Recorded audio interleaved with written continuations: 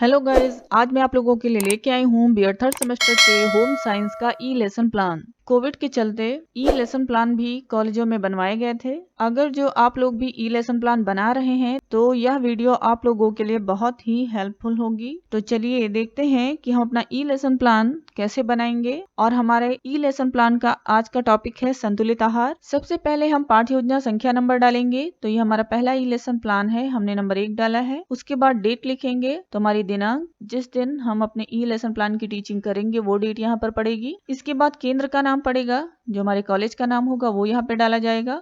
उसके बाद विषय लिखेंगे, विषय गृह विज्ञान है तो यहाँ पे गृह विज्ञान लिखेंगे। इसके बाद प्रकरण का नाम डालेंगे, तो टॉपिक का नाम है संतुलित आहार। दूसरी तरफ क्लास लिखेंगे, तो क्लास 8th का बनाया था तो क्लास 8th है यहाँ पर। आप 6, 7, 8 डाल सकते हैं, जो भी आपकी क्लास हो। उसके बाद वर्ग लिखेंगे, वर्ग जो आपका सेक्शन हो ए या बी वो लिखिएगा। इसके बाद चक्र लिखेंगे, जो आपका पीरियड चल रहा हो वो यहाँ पे डालिएगा। अवधि 30 मिनट यहाँ पे लिखी है। सामान्य उद्देश्य हेडिंग डालेंगे और लिखेंगे उसमें पहला लिखेंगे छात्राओं में गृह विज्ञान विषय के प्रति रुचि उत्पन्न करना। सेकंड पॉइंट लिखेंगे छात्राओं में घरेलू कार्यों के प्रति रुचि उत्पन्न करना। थर्ड पॉइंट लिखेंगे स्वास्थ्य तथा स्वच्छता से संबंधित जानकारियां प्रदान करना। फोर्थ पॉइंट लिखेंगे छात्राओं को गृह विज्ञान के तथ्यों से अवगत कराना। और फिफ्थ पॉइंट लिखेंगे संतुलित आहार की सामान्य जानकारी एवं ज्ञान प्राप्त करना। नेक्स्ट हेडिंग हमारी आएगी विशिष्ट उद्देश्य। उसमें हमारी हेडिंग आती है संज्ञानात्मक उद्देश्य, जिसकी पहली सब हेडिंग होगी ज्ञान। ज्ञान में पहला पॉइंट लिखेंगे छात्राओं को संतुलित आहार के विषय में ज्ञान प्रदान करना। सेकंड पॉइंट लिखेंगे छात्राएं संतुलित आहार के विषय में जान सकेंगी तथा उसे परिभाषित कर सकेंगी। नेक्स्ट हेडिंग हमारी आएगी बोध। बोध में पहला पॉइंट लिखेंगे छात्राएं संतुलित आहार के महत्व को समझ सकेंगी। सेकंड पॉइंट लिखेंगे छात्राएं संतुलित आहार के स्रोतों को जान सकेंगी तथा भोजन में उसे उपयोग कर सकेंगी। नेक्स्ट हेडिंग आएगी अनुप्रयोग। अनुप्रयोग में हम लिखेंगे छात्राएं संतुलित आहार के कार्यों का विश्लेषणात्मक अध्ययन कर सकेंगी। सेकंड पॉइंट लिखेंगे छात्राएं संतुलित आहार के स्रोतों का संश्लेषण कर सकेंगी।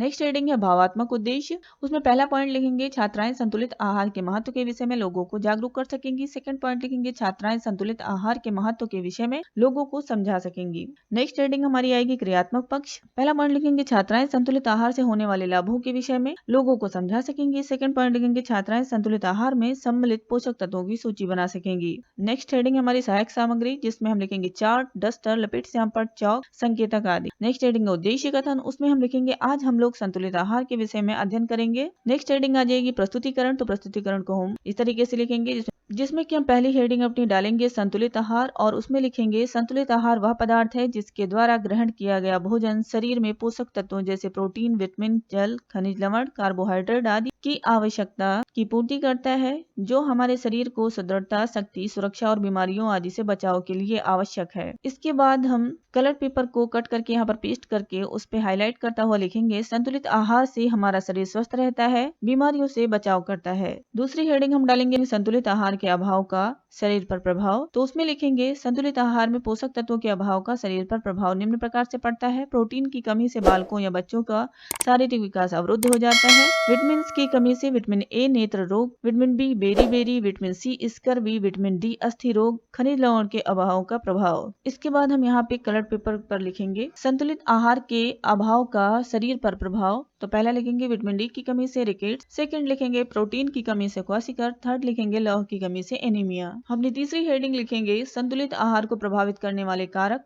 उसमें लिखेंगे संतुलित आहार को प्रभावित करने वाले कारक इस प्रकार हैं लिंग, आयु, स्वास्थ्य, क्रियाशीलता, जलवायु और मौसम आदि संतुलित आहार को प्रभावित करती हैं। उम्र से संतुलित आहार प्रभावित होता है। बच्चों को उनके शरीर की भार की तुलना में प्रौढ़ व्यक्तियों से अधिक तत्वों की आवश्यकता होती है।